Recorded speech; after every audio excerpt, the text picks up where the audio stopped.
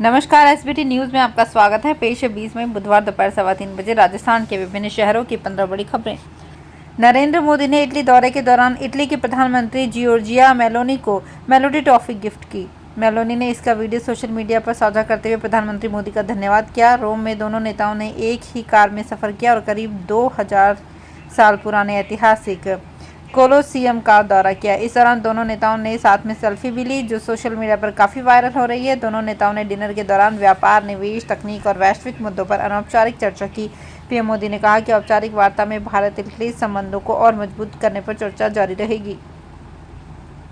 लश्कर-ए-तैयबा के कथित आतंकी उमर हारिस उर्फ खरगोश से जुड़े मामले में नया खुलासा सामने आया है। जांच एजेंसियों के अनुसार आरोपी ने जयपुर में फर्जी दस्तावेजों के आधार पर ड्राइविंग लाइसेंस भी बनवा लिया था। जांच में सामने आया कि वर्ष 2024 में जगतपुरा आरटीओ कार्यालय से सज्जाद अहमद नाम से ड्राइविंग लाइसेंस जारी किया गया।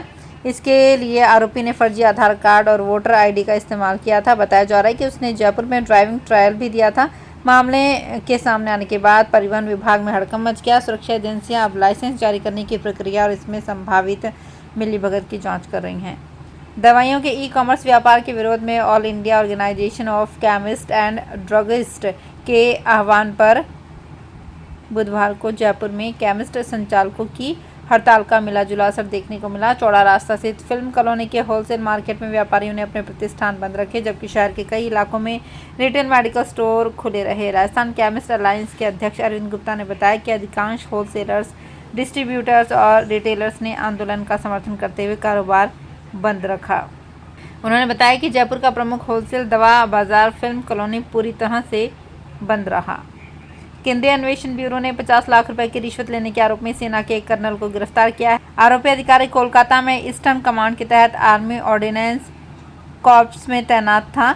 सीबीआई के अनुसार कर्नल पर कानपुर की एक कंपनी को फायदा पहुंचाने के लिए टेंडर प्रक्रिया में गड़बड़ी करने, घटिया सैंपल मंजूर कराने तथा लंबित बिल पास कराने में मदद करने के आरोप हैं। एफआईआर के मुताबिक अधिकारी ने कारोबारी से लंबित रिश्वत राशि मांगी थी। बाद में 50 लाख रुपए की रकम हवाला के जरिए पहुंचाने की व्यवस्था की गई। मामले में सीबीआई आगे की जांच कर रही है।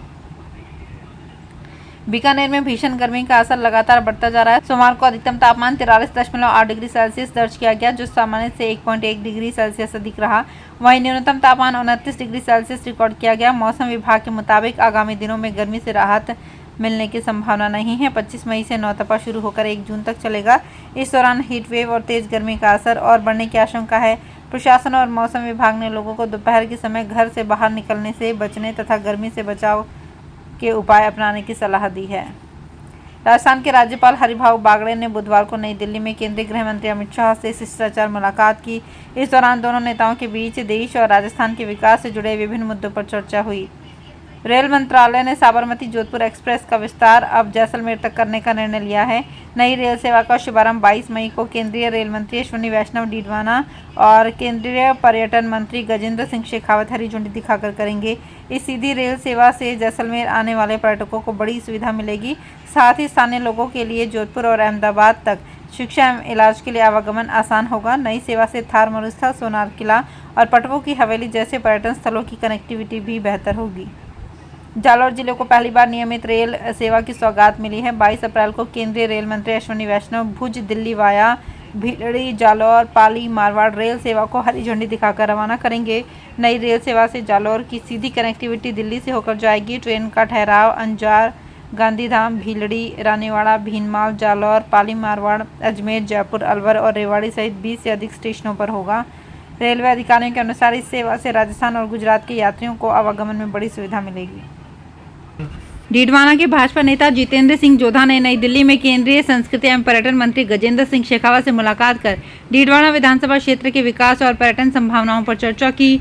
जोधा ने क्षेत्र के ऐतिहासिक धरोहरों के संरक्षण, सांस्कृतिक गतिविधियों को बढ़ावा देने तथा पर्यटन सुविधाओं के विस्तार से जुड़े मुद्दे मंत्री के समक्ष रखे। उन्होंने डीडवाना को पर्यटन मानचित्र पर विशेष पहचान दिलाने की मांग की।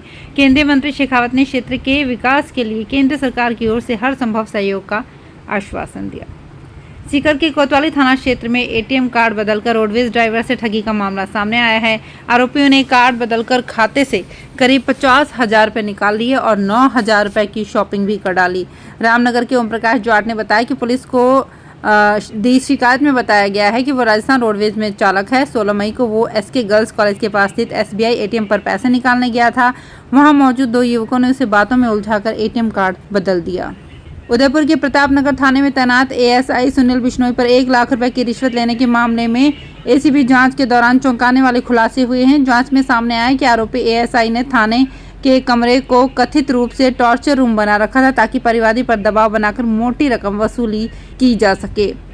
मीडिया रिपोर्ट्स के अनुसार एएसआई ने सीधे रकम मांगने के बजाय मोबाइल के कैलकुलेटर पर 3 लाख रुपए लिखकर रिश्वत की मांग की।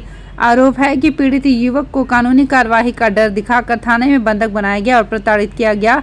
7 मई को एक कैफे में युवती से कहासुनी के बाद शुरू हुआ था ये मामला।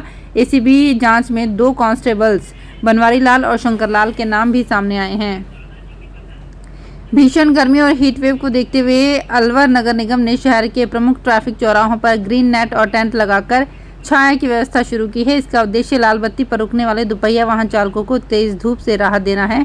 शहर का तापमान इन दिनों 45 डिग्री सेल्सियस के आसपास पहुंच गया है। ऐसे में धूप में खड़े लोगों को काफी परेशानी हो रही थी।